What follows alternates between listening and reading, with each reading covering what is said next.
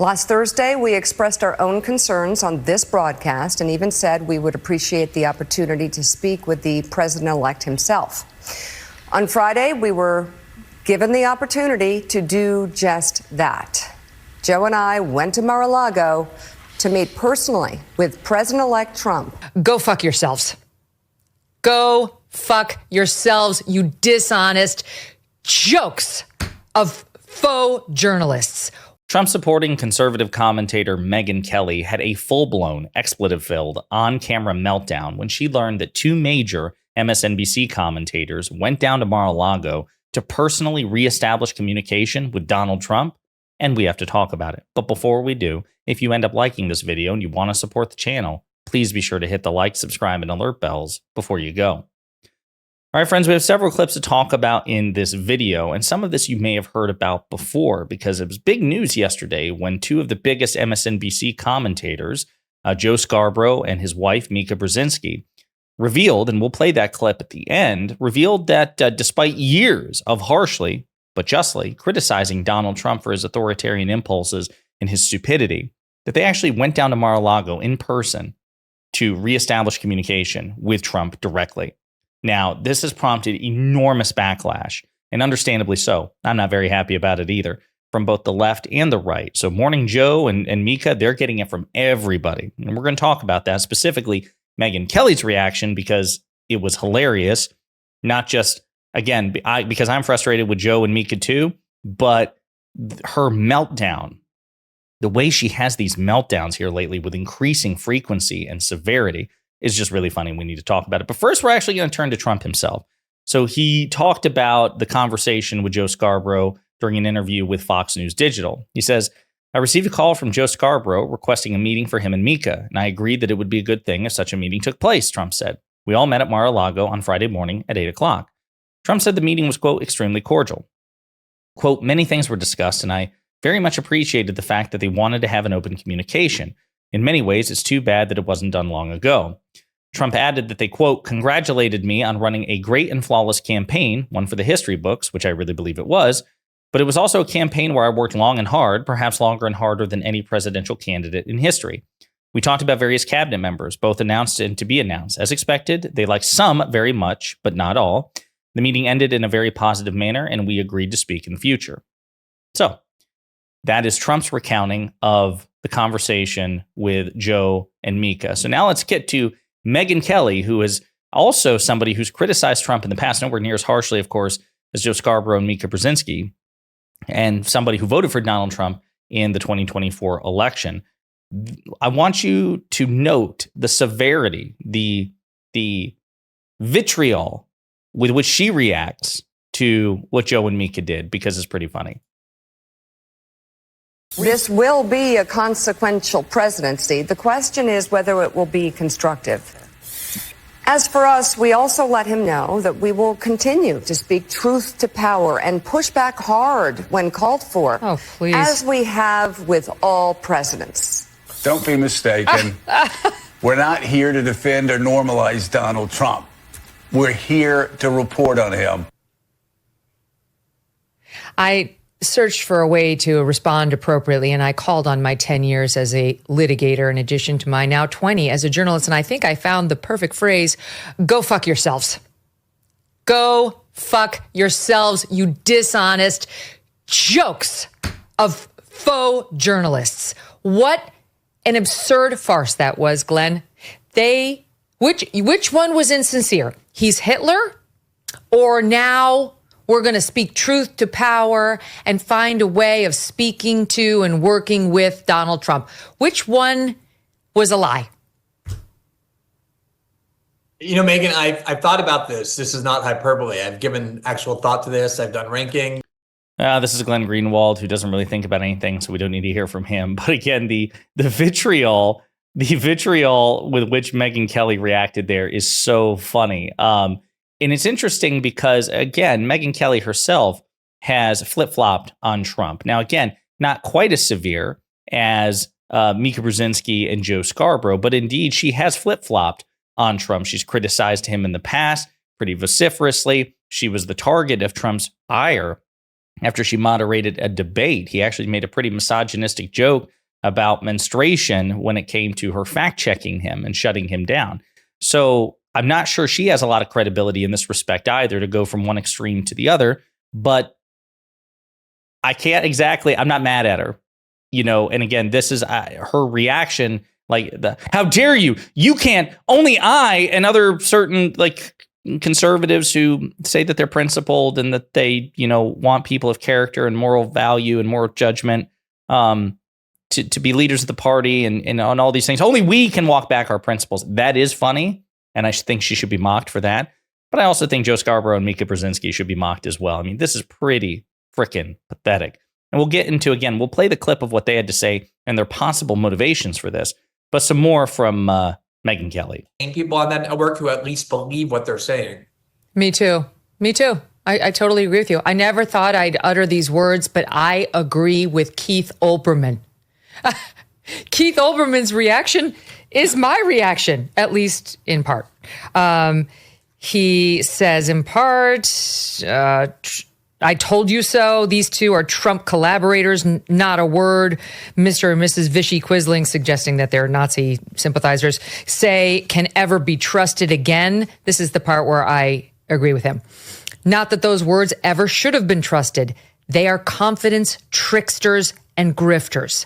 That's exactly right. They're grifters. These two, yes, worked day and night to try to get Trump the nomination back in 2015-16.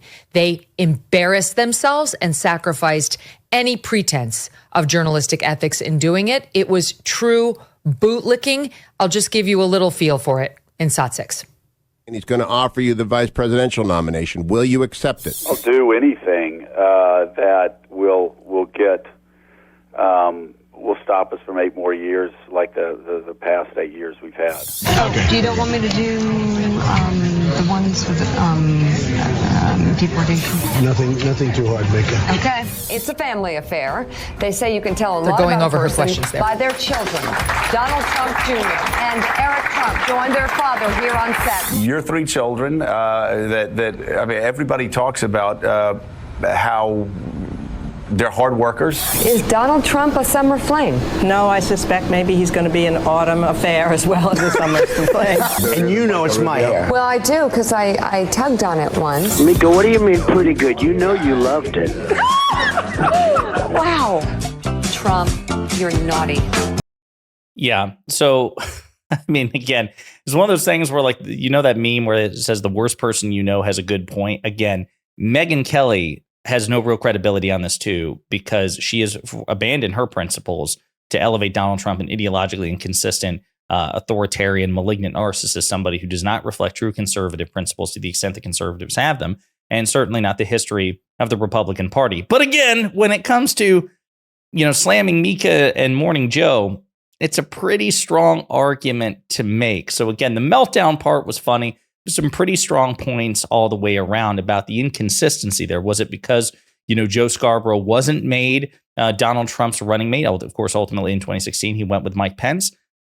Could it be because Joe Scarborough and Mika Brzezinski did not understand how dangerous Donald Trump was, much like Liz Cheney and Adam Kinzinger, for example? Could that be they just really misunderstood him? It was an error in judgment for which they feel enormous appropriate shame.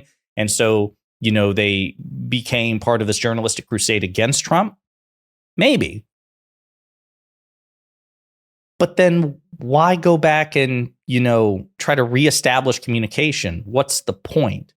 What are you trying to do? So again, let's hear a bit, about 2 minutes and 30 seconds of what, Mika Brzezinski and Joe Scarborough had to say, and then we'll look at their possible motivation. Over the past week, Joe and I have heard from so many people, from political leaders to regular citizens, deeply dismayed by several of President-elect Trump's cabinet selections, and they are scared.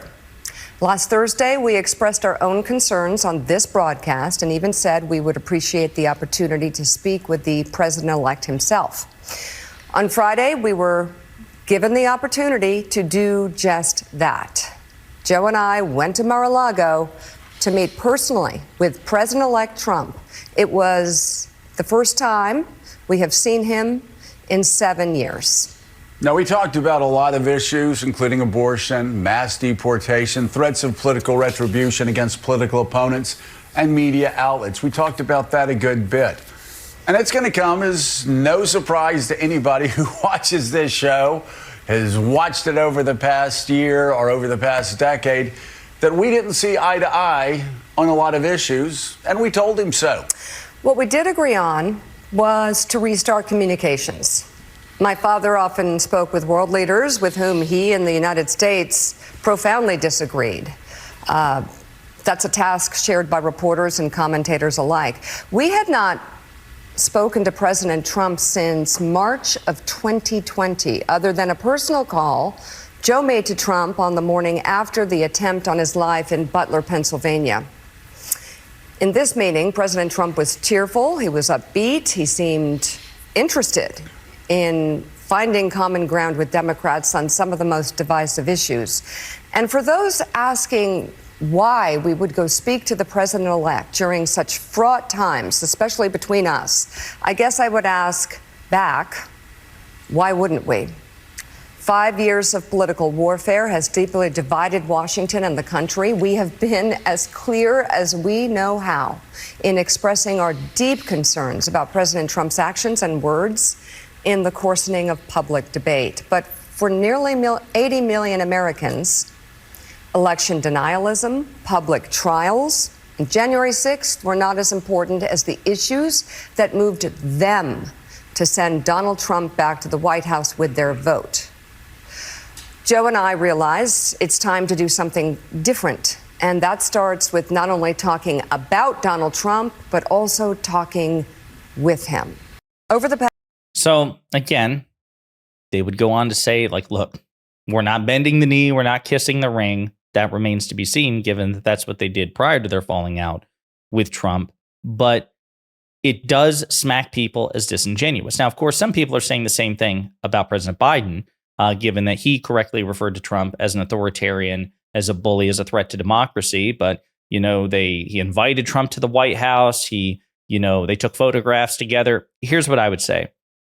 I do think that when you refer to somebody as a threat to democracy, you can't be seen as being too cozy, too familial with them.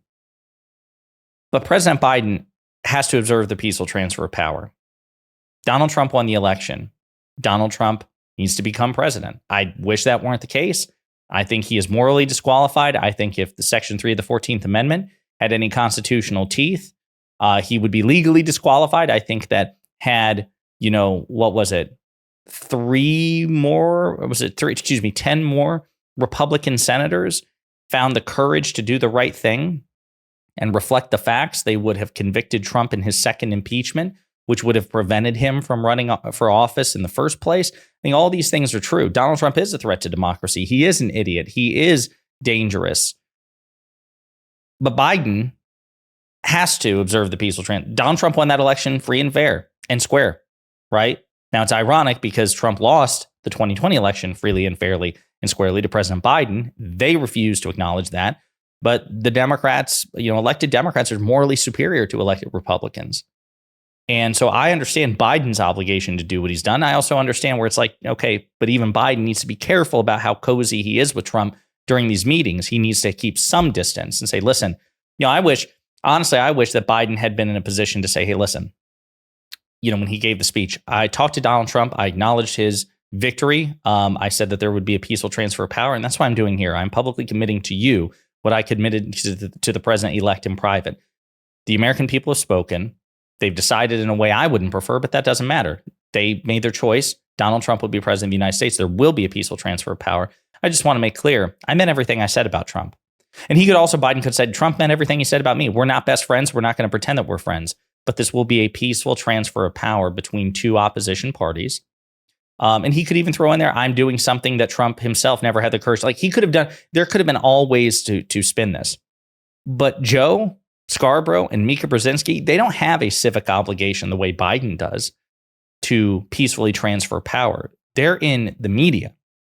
And so when they're doing what they're doing now, they're catching heck from the left and the right. Jon Stewart made fun of them yesterday on The Daily Show. They're getting it everywhere. And I get it. It's like, guys, this really looks like you're being disingenuous. That you were either disingenuous when you criticized Trump, or you're being disingenuous now, or perhaps both. But reportedly, it's because they fear retribution. Morning Joe meeting with Trump was driven by fears of retribution from incoming administration, sources say, according to CNN. That Morning Joe and Mika Brzezinski really believe, and I understand because Trump has made that clear, I think it's a legitimate threat, that the second Trump administration will indeed seek to target those who've criticized Trump in the past, unless they debase themselves by bending the knee, as Mika Brzezinski and Joe Scarborough have. So this is also something which needs to be talked about, that Megyn Kelly won't address because she, has abandoned her principles to support Trump enthusiastically. So she'll never mention, the fact that, as awful as this looks, maybe Brzezinski and Scarborough were motivated by Trump's many, many, many repeated threats against critical media. But this is something else that we need to be focused on, not just the fact that Megyn Kelly had a meltdown and that Joe Scarborough and Mika Brzezinski seem cowardly, but also the fact that so much of this is driven by Trump himself, repeatedly threatening to use the levers of state power against the media, which is something Democrats have not done, nor have they threatened to do. And this has now been normalized, now that Donald Trump is back in the White House. And he hasn't even been inaugurated yet, folks. He won't be president until January 20th. So all bets are off. In the meantime, let me know what you think in the comments.